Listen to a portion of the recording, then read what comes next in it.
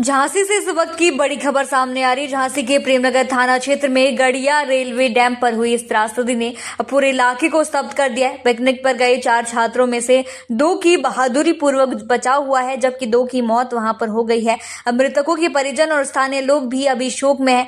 आगे सुनिए सुरेश रेगवार, प्रत्यक्षदर्शी, इस पर क्या कह रहे हैं। सुरेश कुमार रेगवार। अच्छा, कहाँ क्या घटना हुई? जी घटना है, हम लोग यहाँ पे बकरी चरा रहे थे। वहाँ से करीब कुछ दूर वो नाव में 3-4 लोग दिखाई दिए।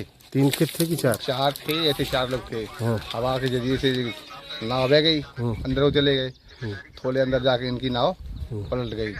अच्छा, पलटती हुई हमने देखा कि पलट गई नाव, तो हमने अपनी पहुँच गए, एक नाव उठा के कुछ दूरी से, और फिर हम इनके पास पहुँचे। 2 तो चले गए, 2 को हमने बचा लिया। कौन सा डैम है, कहाँ का है? गलिया डैम, गलिया गांव डैम है। गलिया गांव का मौजा Prakash railway dam. Railway dam. Railway dam. ठीक।